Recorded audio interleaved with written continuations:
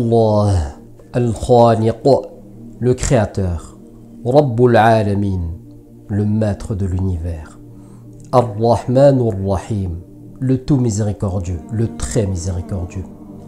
Les êtres humains qui auront reconnu sa grandeur, sa majesté, sa suprématie, chercheront continuellement sa proximité, en attendant son ultime rencontre.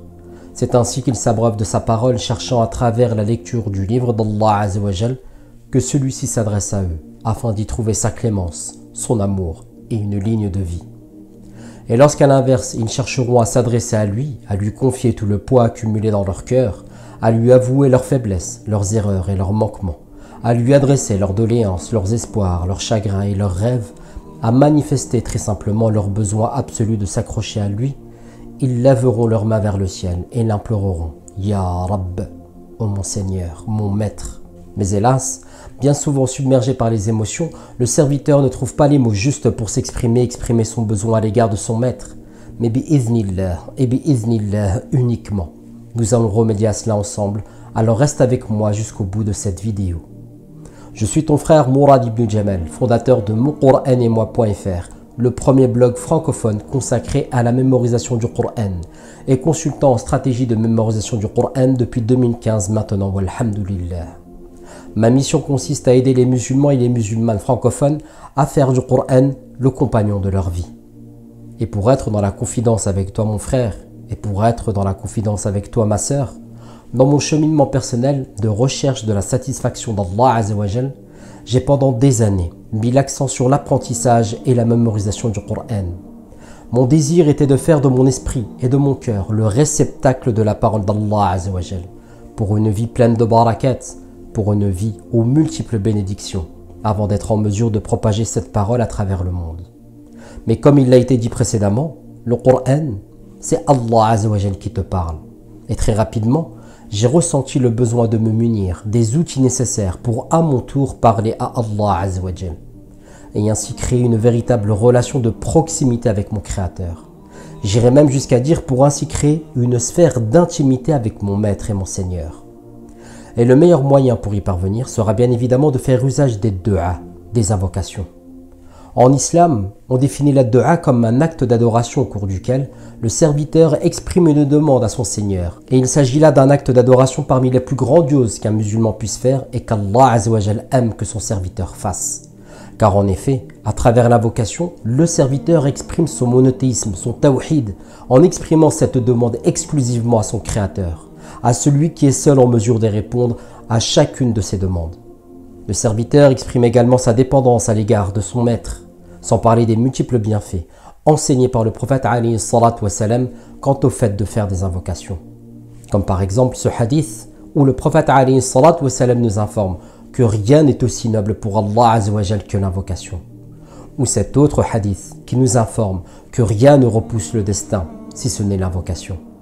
C'est ainsi que le musulman doit avoir dans son bagage pour son passage sur terre une compilation d'invocations à sa disposition, qu'il répétera dès lors où cela sera nécessaire. Ainsi, on peut dire qu'il existe trois catégories d'invocations. La première est la catégorie des invocations de circonstances, en rentrant à la maison, en rompant son jeûne, en cas de pluie, etc., que tu trouveras dans la citadelle du musulman.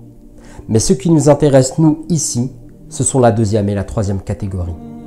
La deuxième catégorie, ce sont des invocations dont la formulation est le résultat de l'esprit du serviteur.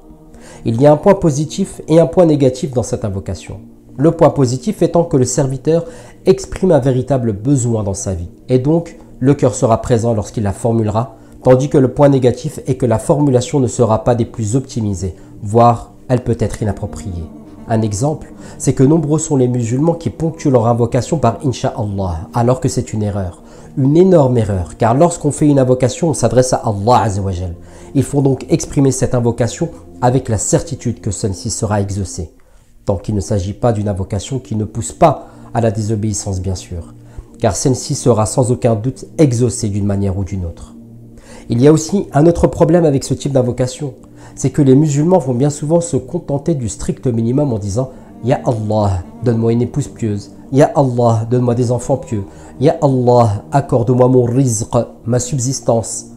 Et c'est ainsi que le serviteur voudra passer à la troisième catégorie d'invocation qui sont les invocations issues du Coran et de la Sunna. En cherchant à s'approprier les invocations issues du Coran et de la Sunna, le musulman s'assure ainsi des plus sublimes, des plus grandes et des meilleures formulations pour s'adresser à son Créateur. C'est personnellement ce que j'ai fait dans mon itinéraire. Dès que j'entendais un imam ou un prédicateur faire une invocation qui touchait mon cœur, j'en prenais note et je l'intégrais dans mon programme d'apprentissage des invocations. C'est ainsi notamment que j'ai appris l'invocation faite par le prophète alayhi salatu wassalam lorsqu'il fut persécuté à Taïf, ou l'invocation à faire au cours du Qunut durant la prière du Witr, jusqu'à ce que je découvre ces compilations d'invocations tirées du Coran qui sont appelées Rabbana. Lorsque je les ai découvertes, pour moi c'était tout bénef. Des invocations que, si je les apprenais, me faisaient apprendre le Coran par la même occasion. Mais là aussi, il y avait un point positif et un point négatif. Le point positif était d'avoir des formulations parfaites, car issues de la parole parfaite d'Allah Azzawajal. Mais le point négatif étant qu'il se peut qu'on ne les comprenne pas toutes. Et quand bien même on parvenait à ne serait-ce que les traduire, est-ce que le cœur sera connecté à cette invocation? Car qu'on se le dise, pour qu'une invocation soit complète, il faut 1. Que la formulation soit bonne, et 2. Qu'elle soit dite avec le cœur. Et concernant les Rabbana, ce qu'on trouve bien souvent dans les librairies, ce sont de simples recensements de ces invocations tirées du Coran et rien de plus. Tu n'es pas d'accord? Il s'agit de mots tirés du Coran, d'invocations puisées du livre d'Allah Azzawajal en effet. Mais à quel moment on s'imprègne de la demande et de son message? Dans quelles circonstances ces invocations ont été dites par ceux qui les ont dites pour qu'à mon tour, mon cœur s'infuse de cette dua? Dans quelles circonstances ceux qui ont récité ces invocations les ont récitées pour que, lorsque je serai dans la même situation, je pourrai en faire de même? S'inspirant ainsi parfois des prophètes, des pieux et d'autres fois même des anges. Parce que ce soit dans le cadre de la mémorisation du Coran ou de l'apprentissage des invocations du Coran, au-delà des mots, ce qui est important, c'est le message et que ton cœur l'absorbe. Pour que tu puisses t'imprégner des mots et du sens des invocations du Coran, car la formulation de l'invocation sera parfaite, et pour que ce soit ton cœur qui vive cette invocation, pour que ce soit ton cœur qui ressente cette invocation, pour que ce soit ton cœur qui exprime cette invocation, c'est pour toutes ces raisons que j'ai décidé d'aller plus loin avec notre e-book « Invoquez-moi et je vous exaucerai ». Rabbana, exégèse et méditation des invocations du Coran. Cet e-book interactif a été conçu et réfléchi pour que tu t'imprègnes avec ton cœur du sens de ces invocations avant que tu ne les apprennes par cœur pour que tu les récites avec le cœur. Après une introduction en bonne et due forme, chaque invocation Rabbana t'est présentée de la manière suivante avec 5 parties bien distinctes. Tout d'abord, tu trouveras au début l'invocation en arabe, en français et en phonétique. Juste en dessous, tu trouveras un bouton de lecture qui te permettra d'écouter l'invocation au format MP3. Ensuite, tu trouveras une mise en contexte coranique de l'invocation, plus ou moins longue en fonction des passages, à savoir dans le Coran, à quel moment cette invocation a été récitée. Puis tu trouveras les enseignements, le tafsir, l'exégèse, l'ensemble des éléments nécessaires à une compréhension et une méditation profonde de l'invocation en question. Et c'est là, selon moi, la plus grande plus-value de cet e-book. Car gardons à l'esprit qu'il s'agit de demandes découlant de différents besoins. Et si Allah Azzawajal les a partagés avec nous dans son livre, c'est parce que sans nul doute, nous aussi, nous avons le même besoin que nous devons exprimer de la meilleure des manières. Alors il nous indique cette meilleure des manières, il ne nous reste plus qu'à nous en imprégner. Et enfin, dernière partie, c'est une partie que j'ai intitulée « Invocation à réciter », point de suspension, qui te donne une liste non exhaustive de circonstances de ta vie de tous les jours inspirées de la partie enseignement dans lesquelles tu peux réciter cette invocation bi'idhnillah. Cet e-book bi'idhnillah et bi'idhnillah uniquement permettra à ton cœur d'être connecté à ta langue pour de puissantes invocations. Il s'agit d'un e-book qui a déjà été apprécié par de nombreux membres de la Team MQEM, comme notre sœur Fatoumia qui partage avec nous son témoignage.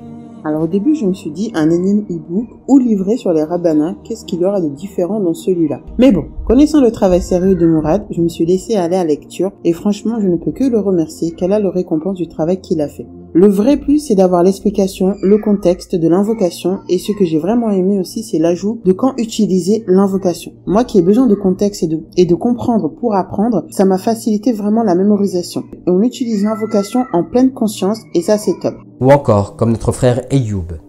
Si la citadelle du musulman correspond au dua, vous trouverez ici la forteresse du musulman avec les Rabbana. Allah nous donne des outils et MQM nous aide à nous en servir. Plus besoin de chercher la meilleure formulation car Allah nous les donne dans son livre et Mourad nous explique quel Rabbana choisir et pourquoi. Un guide à avoir entre les mains pour s'adresser à Allah dans toutes circonstances. D'ailleurs, si tu veux te faire ta propre opinion sur cet e-book, tu trouveras ci-dessous un extrait de celui-ci que tu pourras télécharger bi-iznillah. Et si tu souhaites te le procurer, tu pourras toujours le faire en cliquant sur le bouton de commande sur cette même page.